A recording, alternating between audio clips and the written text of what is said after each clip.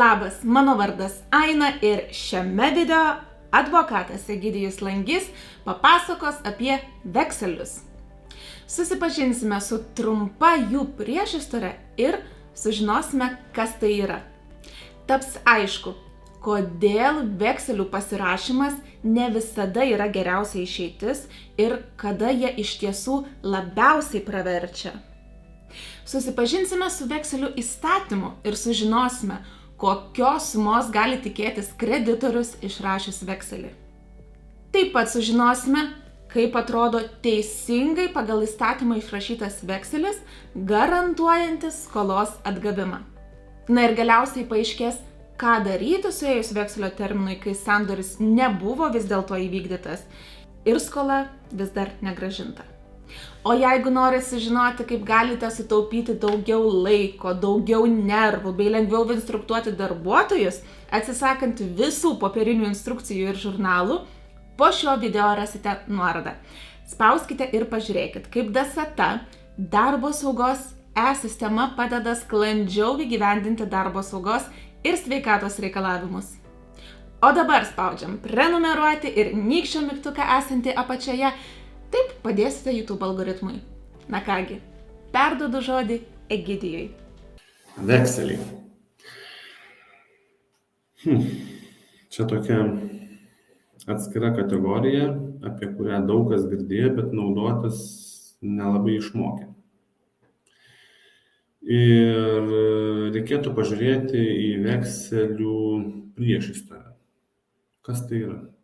Kas yra vekselis, kas yra vertybinis popierius, kokia tai savoka, ką tai reiškia, ko mes siekiame ir kaip mes ir kam mes duosime tą vekselį pasirašyti.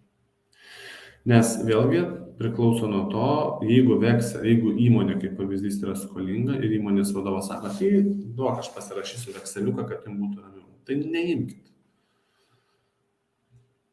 Arba galite imti, bet išvengsite teisminio proceso. O šiaip naudos nebus, nes jeigu vadovas ten į kairę į dešinę dalina vekselius, tai vadinasi, kad jūs nesate pirmi, kurį jį gavote. Ir tokiu atveju tada naudos tikrai neturėsite jokios, išskyrus tai, kad jums pavyks išvengti teisminio proceso.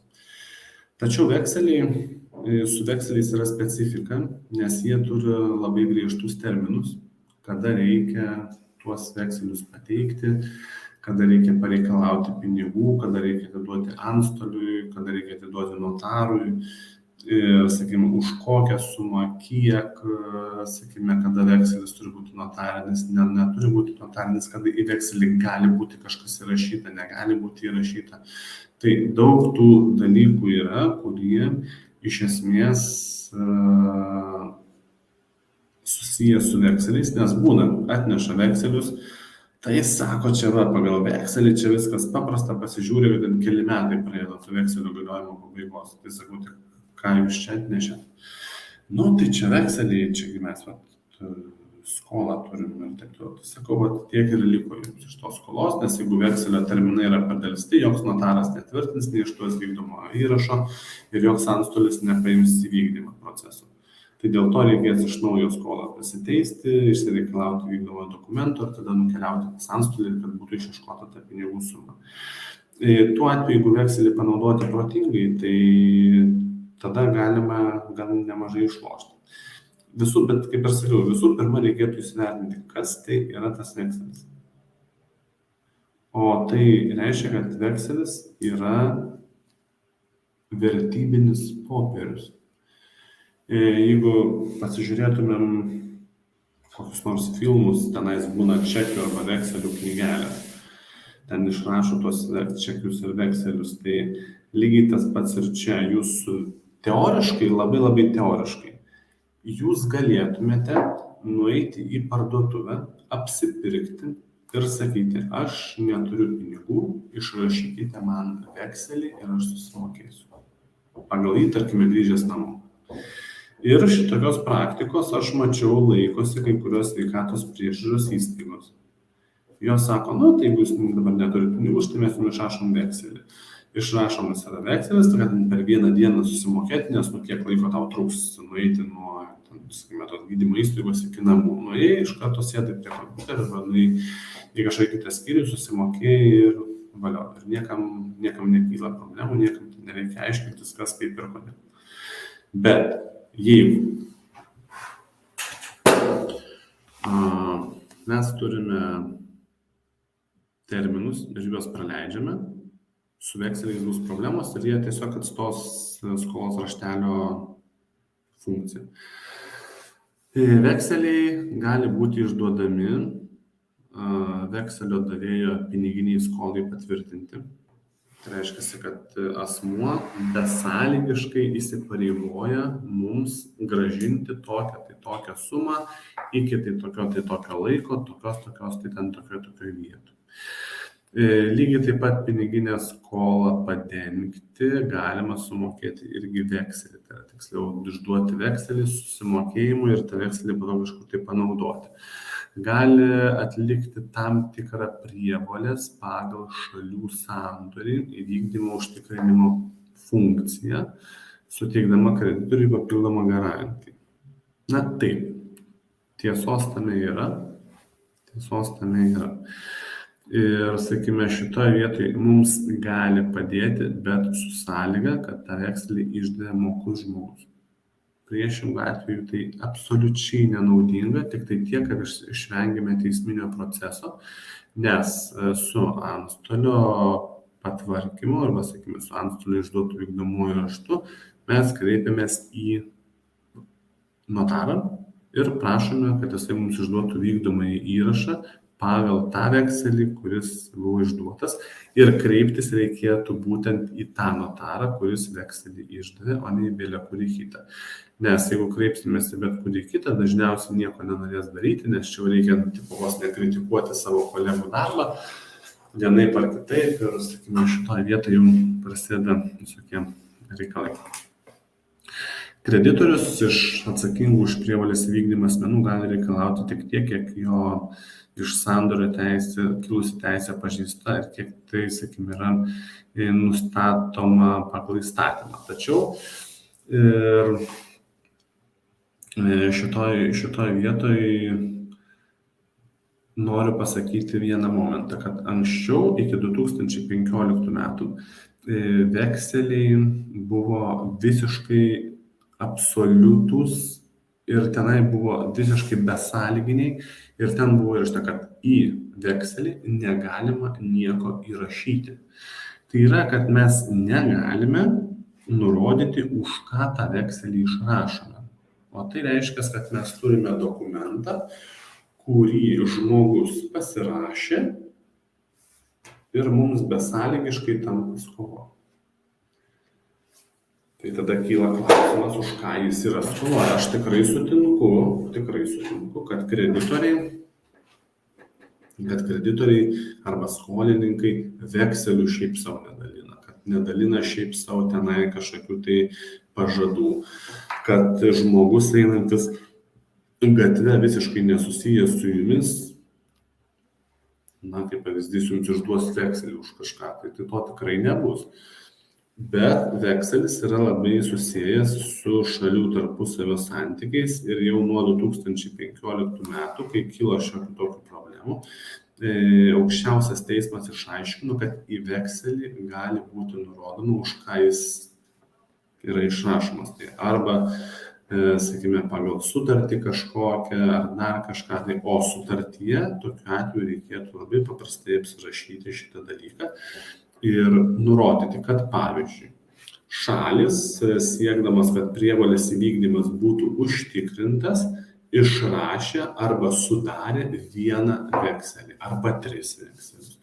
Tokiu atveju, skaitant sutartį, galima įrašyti į vekselį, kad šita skola yra iš tokios tai sutarties. Ir jeigu mes įrašom, kad mes išduodame pagal sutartį vieną vekselį, ieškovas turi vieną vekselį, tai reiškia, kad viskas yra tvarkoje. Bet jeigu mes pasakėm, kad išduodame 3 vekselius, o jisai grąžina skolininkas tik tai vieną, tada kyla klausimas, kur likę tie vekseliai.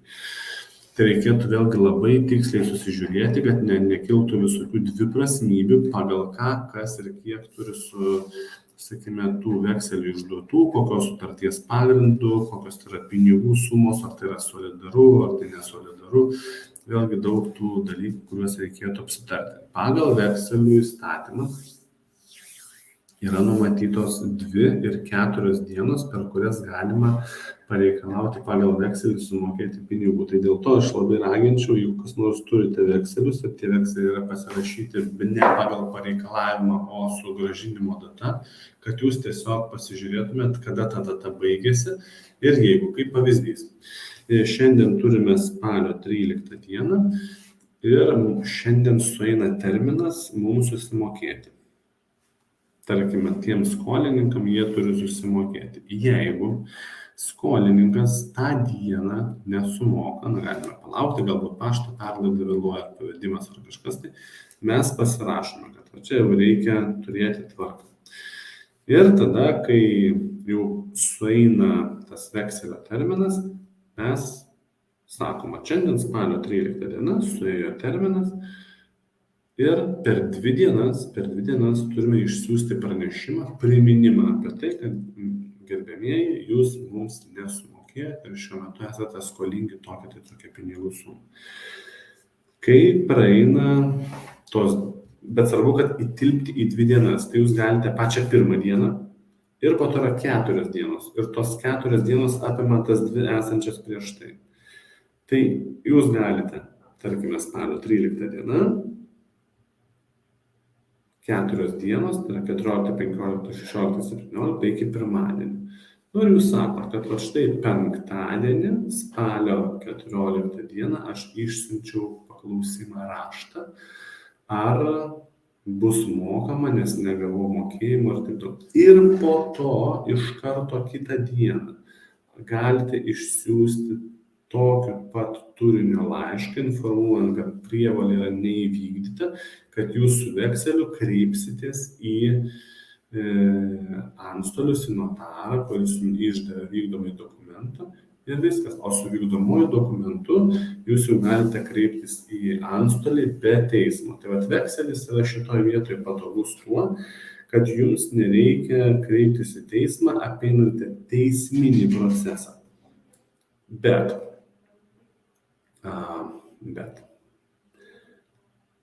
kitas momentas su vekseliais, kad jūs apeinant teisminį procesą, bet, kaip ir sakiau, labai svarbu susižiūrėti, kad viskas būtų tvarkinga ir teisinga.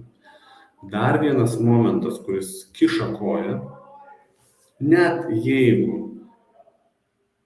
ir jūs išsiuntėte tuos pranešimus, bet gali būti taip, kad jūs išsiuntėt neregistruotų paštu ir neturite siuntą įrodančių dokumentų. Tai reiškia paprastą dalyką, kad joks notaras nepriims jūsų dokumento, jeigu jūs nepateiksite šitų įrodymų. O jeigu notaras nepriims, tai reiškia ir skolos reikės prisiteisinėti teisme. O ne su vekseliais, kuriais, sakykime, gerokai sutrumpina kelią. Bet tikrai labai daug klaidų. Nežinau, iš kur žmonės tas vekselių formas traukia. Šiaip įvedus į Google yra pavyzdinė vekselio forma ir ją gauti nėra sudėtinga, ten nereikia, sakykime, kažkokių tai mokslų didelių pabaigti. Jinai yra tokia pakankamai suprantama ir aiški, turi būti data, suma, kas kam, kada grąžina, kokiu adresu ir kur grąžina ir kiek grąžina. Žodžiai suma, skaičiai suma ir viršui visą laiką turi būti parašyta, kad yra neprotestuotinas vekselis, nes protestuotiną vekselį gali užprotestuoti ir vėl turėsime problemų laike ir visur kitur, kad išsiaiškinti ir susigrąžinti, reiškia, tuos pinigus greičiau, negu kad būtų galima su neprotestuotinu vekseliu. Tai jeigu net ir šito dalyko nėra, arba, sakykime, nesusidūrėte ar neturite, visą laiką paskambinkite. paklauskit savo teisininkų. Jeigu neturit teisininkų, tai galų gale išorės teisininkų, jeigu samdot išorinius teisininkus, ar tikrai viskas yra gerai, ar tikrai viską gerai padarė, ar apskaičiavom, ar įvertinom, ar tiesiog, ar pasiėmėm iš to žmogaus. Nes jeigu, sakau, vekselį išduos įmonė, tai tiesiog beprasmis reikalas pinigų prasme, kad skolą jums priteis ir pagal vieną ar pagal kitą, tai nėra problemų. Tai va, jeigu jūs visus šitus veiksmus padarėt, išrašėt vekselį, suėjo terminas, bet skola nesumokėta, išlaikėte terminus 2 ir 4 dienas, išsiuntėte pranešimus, galite kreiptis į notarą. Notaras išduoda vykdomąjį įrašą. Ir su tuo vykdomuoju įrašu jūs kreipiatės į antstolį dėl priverstinio skolos išieškojimo. Taip. Sutaupot laiko, pinigų, nervų ir galbūt pavyks išsiieškoti skolą. Jeigu laiku sureagavot, jeigu laiku suveikė jums vekselis kaip dokumentas, jeigu jūs nepraleidote terminų, nes tikrai labai dažnai ateina, išsitraukia, tai sako, va čia 16 metais buvo, tai sakau, jeigu jau buvo 16 metais, tai vadinasi, nelabai kas ir beliko tenai. Va, tai dar vienas dalykas, dar viena tokia situacija, kuri buvo kilusi, tai čia bankas. Bankas buvo išdavęs vekselį, sakykime, gavęs vekselį iš skolininko ir, sakykime, kaip papildomą užtikrinimo priemonę. Ir kai skolininkas nemokėjo, bankas nusprendė, kad jis galėtų pareikalauti dvigubai tos sumos. Tai jisai išrašė pagal vekselį pasikreipė ir pagal ieškinį dėl skolos priteisimo. Tai teismai šitus dalykus aiškiai išaiškino, kad kreditorius neturi teisės išieškoti tos pačios pinigų sumos dvigubai. Tai yra pagal pirminį sandorį, pagal vekselį atlikusi to sandorio užtikrinimo priemonę. Tai arba yra pirminis sandoris, arba yra vekselis. Vekselis ne sandoris, kaip vienašalis, bet jis užtikrina pirminio sandorio įvykdymą. Tai kaip sakime, kaip jums kaip garantija. Tai šioje vietoje, jeigu asmuo, bet kuris juridinis ar fizinis reikalauja tiek skolos, tiek susimokėti pagal vekselį, tai to tikrai daryti nereikia, nebent jūs žinote, kad taip yra ir taip turi būti. Ir tokiu atveju tas vekselis, kaip toks dokumentas, tas pirminis, arba pagal jį leis sumokėti, arba pagal pirminį sandorį. Bet negali būti, kad pagal vieną ir pagal kitą, ką norėjo padaryti bankas, ir 2015 metų yra aukščiausio teismo nutartis, kur pasakyta, kad kreditorius neturi teisės reikalauti dvigubai. Ir jeigu skolininkas pagal vekselį aiškina, kad kreditorius piktnaudžiauja, nori gauti dvigubai, tai šią aplinkybę turi įrodyti. Tai pavyzdžiui, jeigu jums yra pateiktas reikalavimas pagal vekselį, jūs sumokėjote pagal vekselį sumą kažkokią tai pinigų, arba jūs reikalavate kažkokių tai pinigų pagal vekselį, jūs sumokėjote, arba jums sumokėjo ir jūs po to, arba prieš jūs kažkas pareiškė ieškinį, sako, tai jūs mums pagal vekselį sumokėjote, bet pagal sandorį tai nesumokėjote. Ir tas negerai, to negalima daryti. Nes tas yra piktnaudžiavimas, pasipinigavimas ir dvigubo reikalavimo neturi būti. Tai dėl to teismai išaiškino, jo labiau, kad čia bankas buvo nelietuviško kapitalo, tai toks įdomus atvejis, kad kaip čia taip dabar nutiko, kad bankai prašo dvigubai. Ir nuo to laiko atsirado galimybė į vekselius įrašyti, pagal ką tas vekselis yra išduodamas, pagal kokį dokumentą. Ir jeigu mes dar turime įsirašę, kaip ir minėjau, į sutartį, kad to sutarties užtikrinimui yra išduotas vienas vekselis, tai sistema labai aiškiai susiraša. Mes matome, kad vekselis yra išduotas pagal tą sutartį, sutartyje matome, kad yra išduotas vienas vekselis ir niekaip iš mūsų negalėtų pareikalauti daugiau, arba lygiai taip pat mes negalėtume pareikalauti daugiau. Tai šitą vietą reikia tiesiog atsiminti, įsidėmėti, kokia yra vekselio forma, įsidėmėti kokie yra pranešimų tekstai, kad juos galima tiesiog irgi tokie daugiau mažiau kartotiniai. Ir, sakykime, šitoje vietoje reikėtų nepamiršti terminų 2 ir 4. Viskas, 2 dienos ir 4 dienos. Po to, kai jau, sakykime, atsiranda pareiga susimokėti. Jeigu bus kitaip arba nebus taip, tai, sakau, bus problema. Ir neturėsit pas ką nei prisijungti, nei kam atiduoti, nei pas antstolį kažkaip tais nueiti. Arba, sakykime, pas notarą nebenueisite, nes nieks netvirtins tokių dalykų. Dėkui Egidijui ir sveikinu visus, kurie pažiūrėjote šį video iki pat pabaigos. Atsidėkodami galite paspausti patinka mygtuką video apačioje. Na ir kaip minėjau, šio video aprašyme jūsų laukia nuoroda. Spauskite ir pažiūrėkite, kaip visiškai nesunku Dasatoje registruoti ir sekti jūsų darbuotojų saugą ir sveikatą įmonėje. O jei norite matyti daugiau tokių video, spauskite prenumeruoti mygtuką ir apsilankykite mūsų YouTube kanale, kur jums jau dabar priruošta daugiau nei 70 panašių video edukacijų. Dėkui ir iki pasimatymo.